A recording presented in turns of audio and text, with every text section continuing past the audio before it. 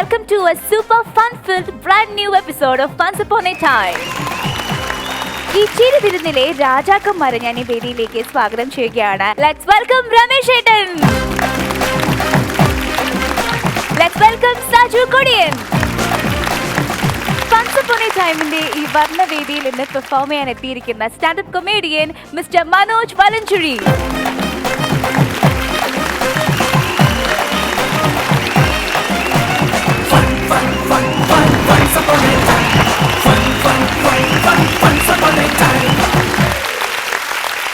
നമസ്കാരം മനോജേട്ടാ, സ്വാഗതം. നമസ്കാരം. വലഞ്ചുഴി എന്നുള്ള സ്ഥലപ്പേരാണ്.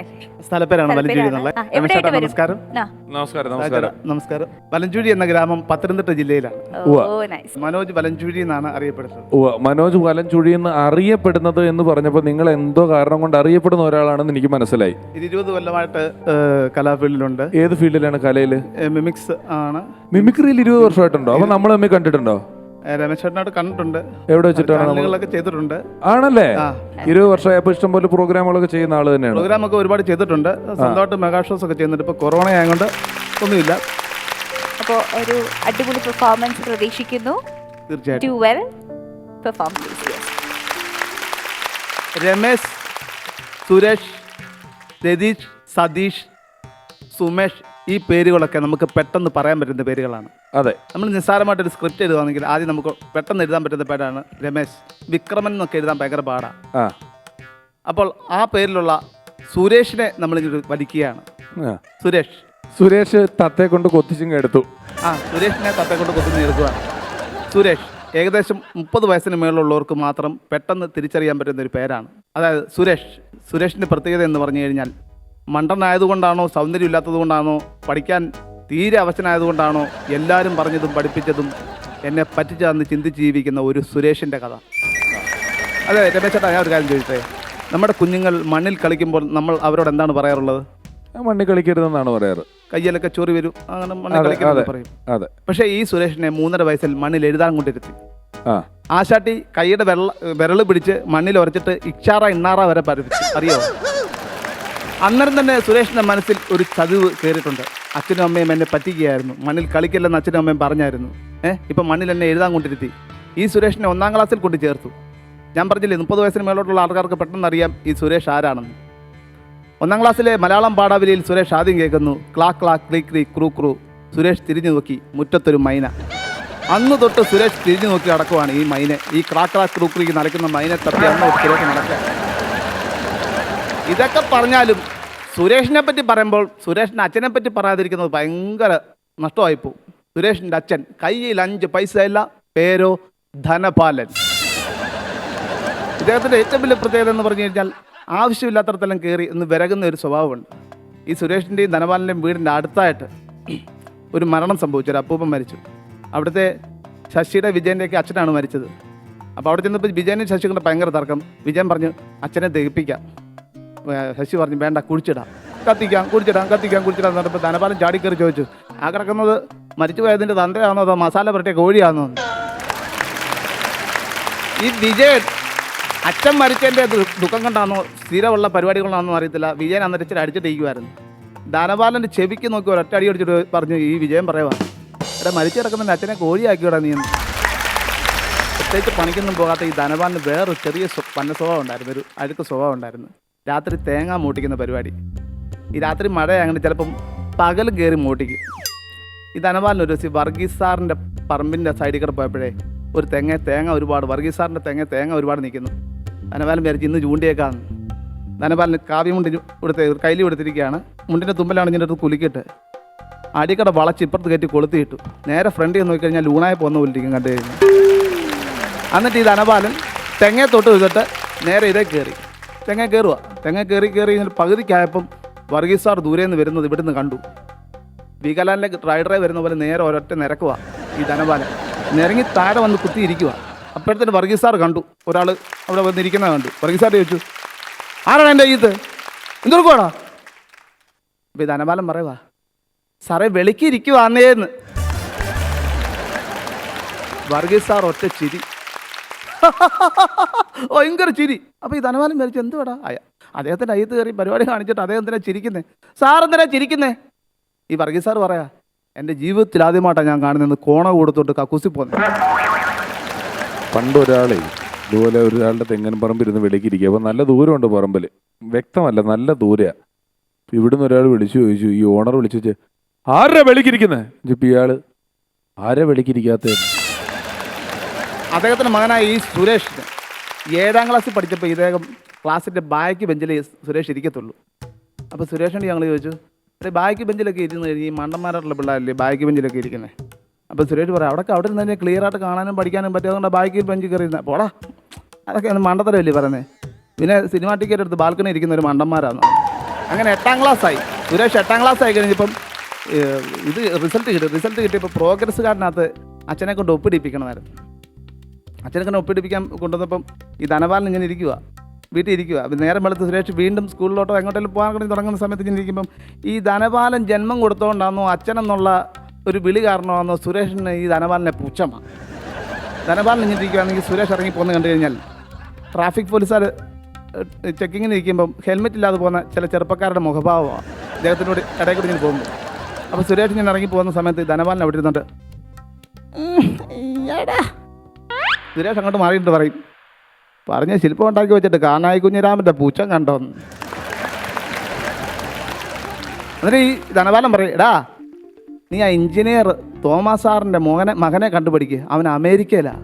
അപ്പോൾ സുരേഷ് തിരിഞ്ഞെന്ന് പറയും, ഡോക്ടർ ധനപാലൻ്റെ മകനും അമേരിക്കയിൽ പോകാൻ കൊതിയുണ്ടെന്ന്. ഈ ധനപാലൻ അടുക്കളയിലോട്ട് വിളിച്ചിട്ട് ഓമനെ വിളിക്കും, ഭാര്യയെ വിളിക്കും.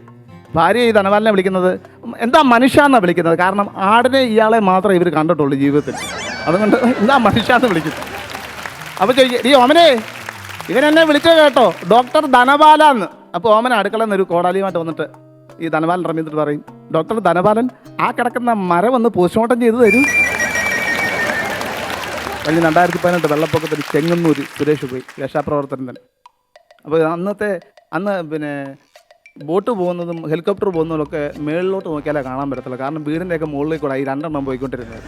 അപ്പോൾ ഈ സുരേഷും രക്ഷാപ്രവർത്തനത്തിന് ഇറങ്ങി ആരെങ്കിലും. അപ്പോൾ ഈ ബോട്ട് അരിഞ്ഞിട്ട് പോയിക്കൊണ്ടിരിക്കുകയാണ്. അപ്പം ഓരോ വീടിൻ്റെ പടിക്ക് ചെല്ലുമ്പോൾ സുരേഷ് വിളിച്ച് ചോദിക്കുന്നുണ്ട്, ആരെങ്കിലും ഉണ്ടോ, രക്ഷപ്പെടാൻ ആരെങ്കിലും ഉണ്ടോ ചോദിക്കുമ്പോൾ ഒരു വീട് 2 നില വീടിൻ്റെ മുകളിൽ നിന്ന് ഒരാൾ എത്തി നോക്കിയിട്ട് പറഞ്ഞു, എന്നെക്കൊണ്ട് രക്ഷപ്പെടുത്തണേ എന്ന് പറയുമ്പോൾ ഇവർ പെട്ടെന്ന് അദ്ദേഹത്തെ രക്ഷപ്പെടുത്തി കരക്ക് എത്തിക്കാൻ തുടങ്ങും. അദ്ദേഹത്തിൻ്റെ കയ്യിൽ ഒരു ബ്രീക്കേറ്റ്സ് ഒക്കെ ഇരിപ്പുണ്ട്. അപ്പോൾ ചോദിച്ചു, കരക്ക് എത്തിച്ച് കഴിഞ്ഞപ്പോൾ അദ്ദേഹത്തിനോട് ചോദിച്ചു, താങ്കളെ ഞങ്ങൾ ഏത് ക്യാമ്പിലാക്കണം? ഞാൻ എൻ്റെ ക്യാമ്പിലൊന്നും ആക്കണ്ട, ഞാൻ എൻ്റെ വീട്ടിൽ പോയിക്കോളാം. അപ്പോൾ താങ്കളുടെ വീടല്ലായിരുന്നു അതെന്ന്.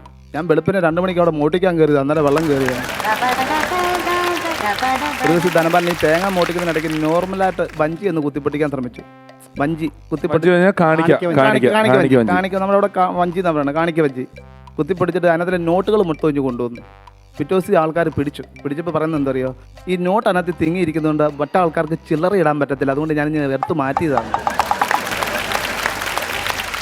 നമ്മുടെ അവിടെ കാണിക്കവഞ്ചിയുടെ മുകളിലൊരു ഭദ്രകാളിയുടെ പടമുണ്ട്. 16 കയ്യുമായിട്ട് ഇങ്ങനെ നിൽക്കുന്ന കാണിക്കവഞ്ചിയുടെ ആ സിമെൻ്റ് കൊണ്ട് ഉണ്ടാക്കിയതിൽ തന്നെ ഒരു ഭദ്രകാളിയുണ്ട്.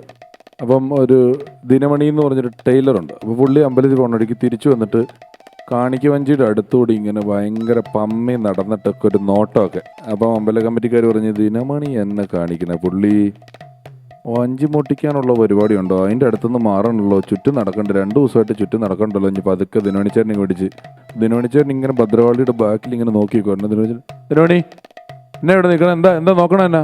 പുള്ളി, അതല്ല നീ ഈ ബ്ലൗസ് എങ്ങനെ തയ്ക്കുന്നതെന്ന് എനിക്ക് ഒരു പിടുത്തവും കിട്ടിയിട്ടില്ലെന്ന്. 16 കൈയുള്ള ബ്ലൗസ് പുള്ളിക്ക് ഒരു രീതിക്ക് മനസ്സിലാവുന്നില്ല, തയ്ക്കുന്നത് എങ്ങനെയാണ്. അതുപോലെ ഈ ധനപാലൻ വേറൊരു പരിപാടികൾ കാണിക്കും. ഈ ധനപാലൻ ക്ഷേത്രത്തിലേക്ക് ഇങ്ങനെ ദേവിയൊക്കെ ഇരിക്കുന്ന വിഗ്രഹങ്ങളൊക്കെ ഇറമ്പിക്കട നടന്നു പോകുന്ന കൂട്ടത്തിൽ പറയും, ദേവി എനിക്കൊരു 100 രൂപ, അങ്ങോട്ട് പോകുമ്പോൾ ഒരു 100 രൂപ കളഞ്ഞു കിട്ടണേ, 50 രൂപ ഞാനങ്ങ് തന്നേക്കാമെന്ന് പറഞ്ഞു. അങ്ങനെ ഒരു ദിവസം ഈ ധനപാലൻ പ്രാർത്ഥിച്ചിട്ട് അങ്ങോട്ട് തിരിയുകയും 50 രൂപ കിടക്കുന്നു. 50 രൂപ അടുത്ത് പോക്കറ്റ് ഇട്ടിട്ട് തിരിഞ്ഞ് ഇന്ന് ദേവിയെ നോക്കി ധനപാലൻ പറയുക, ചുമ്മാ തമാശ ഞാൻ പറഞ്ഞത്, അപ്പോഴത്തേന് 50 അങ്ങ് എടുത്തു. അങ്ങനെ ഈ ധനപാലൻ്റെ അങ്ങനെ കുറേ കാര്യങ്ങളുണ്ട്. ഈ സുരേഷ് രക്ഷപ്പെടുത്തി കറക്കി കൊണ്ടുപോയ ഈ കള്ളനല്ലേ, കള്ളനെ പിറ്റേ ദിവസം ക്യാമ്പിൽ നിന്ന് പിടിച്ചു. പെണ്ണുങ്ങളുടെ ഇടയിൽ നൈറ്റ് കിട്ടുകൊണ്ട് കിടക്കുമായിരുന്നു.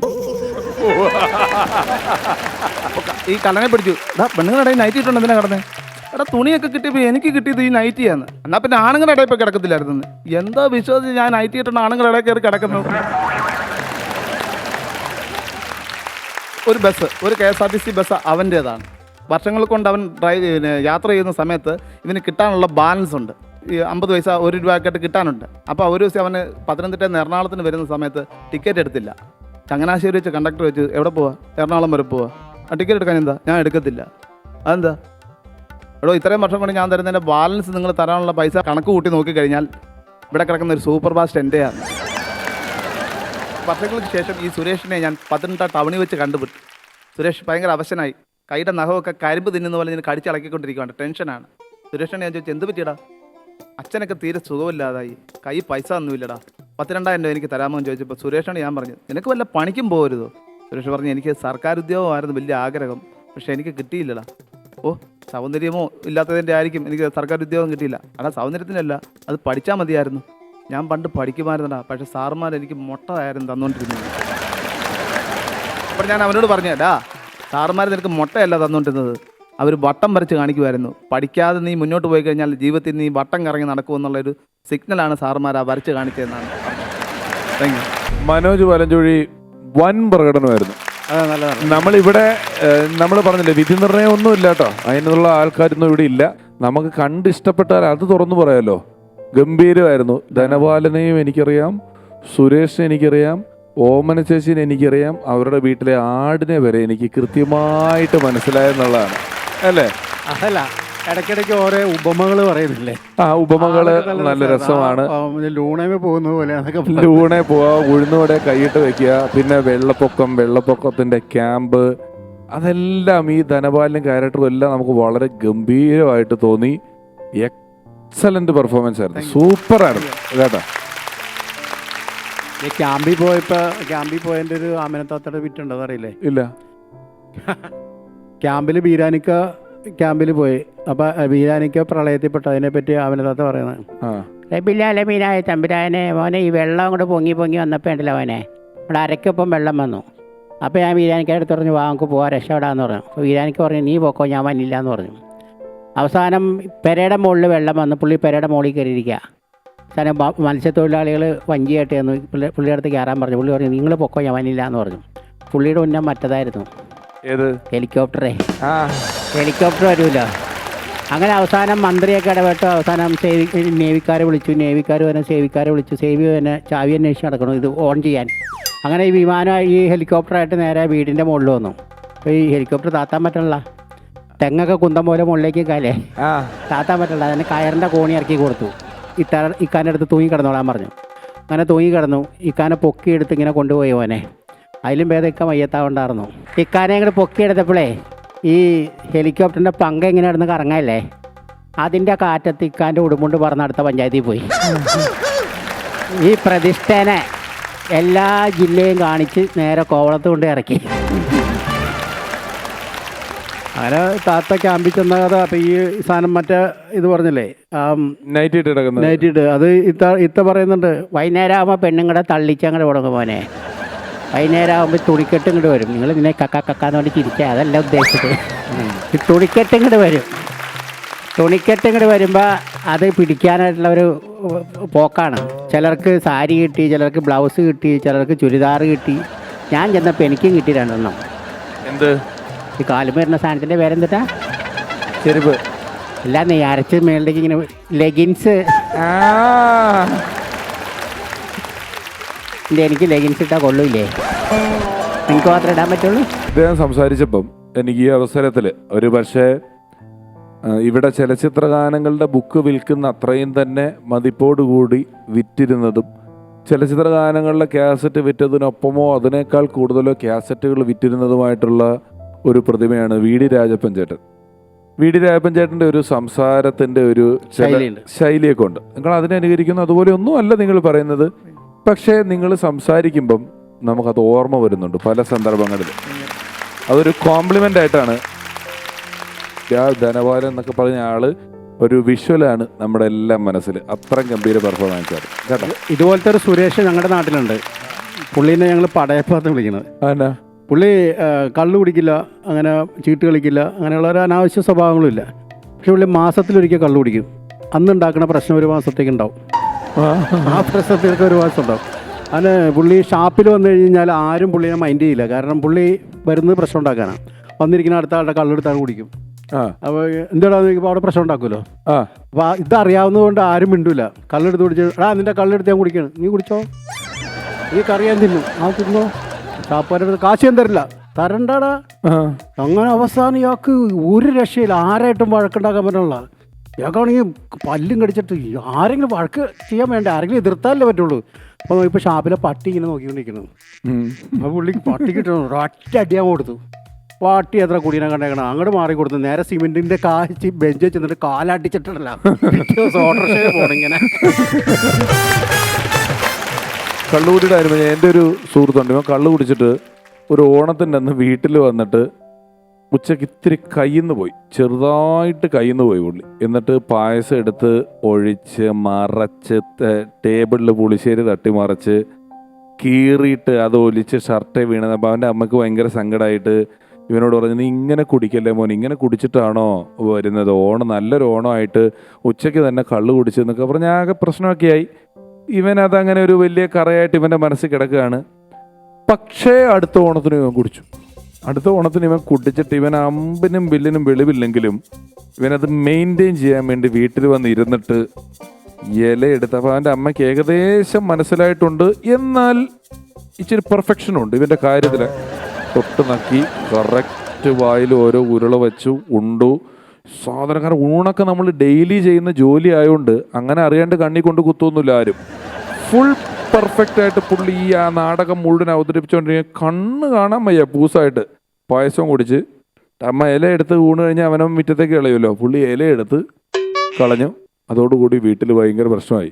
ഡോറ് മാറിപ്പോയി. ബെഡ്റൂമിലേക്ക് ഇലയെടുത്ത് ഒറ്റ ഏറ് കൊണ്ടിട്ട് കട്ടിലേക്ക്.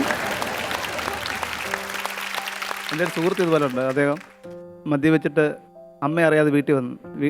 അമ്മയുണ്ട്, അമ്മയ്ക്ക് അമ്മയെ അറിയിക്കില്ലല്ലോ മദ്യപിച്ചിട്ടുണ്ടെന്നുള്ള കാര്യം, ഒന്നും പറയാതെ. അപ്പോൾ അമ്മ പറയേണ്ട ഭക്ഷണം കഴിക്കുന്നില്ല, രാത്രിയില്ല, ചോറ് വേണ്ടാമേ.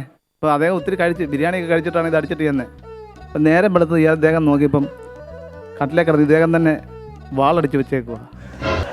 ഇപ്പം രാവിലെ എണ്ണിച്ചപ്പോൾ തലേദിവസത്തെ കാര്യം പുള്ളി മറന്നുപോയി, അടിച്ച കാര്യമൊക്കെ. രാവിലെ എണ്ണിച്ച് നോക്കിയപ്പോൾ ചോറൊക്കെ ഇങ്ങനെ കിടക്കുന്നു. അപ്പം അമ്മയെ വിളിച്ചിട്ട് ചോദിക്കുക, അമ്മേ ചോറ് വിളമ്പി അടുത്ത് വെക്കുമ്പോൾ പറയണ്ടായോ?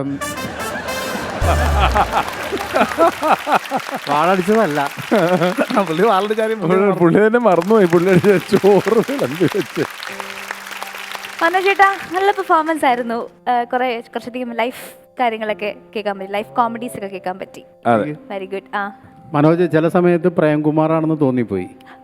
അതെ അതെ ആരെങ്കിലും പറഞ്ഞിട്ടുണ്ടോ അത്? പ്രേംകുമാറിന്റെ ഫിഗർ അദ്ദേഹത്തിനോടൊപ്പം ചെയ്തിട്ടുണ്ട്. അദ്ദേഹത്തിനോടൊപ്പം ചെയ്തിട്ടുണ്ട്. വെരി ഗുഡ്, വെരി ഗുഡ്, അടിപൊളി. അങ്ങനെ ഫൺസ് അപ്പോൺ എ ടൈമിന്റെ ആ ഒരു ഹാഫ് ആൻ അവർ ഡ്യൂറേഷൻ ഇവിടെ തീരുവാണ്. നമ്മൾ മറ്റൊരു മനോഹരമായ എപ്പിസോഡിലൂടെ വീണ്ടും കാണുന്നതായിരിക്കും. Until then, it's bye from Fun Upon a Time.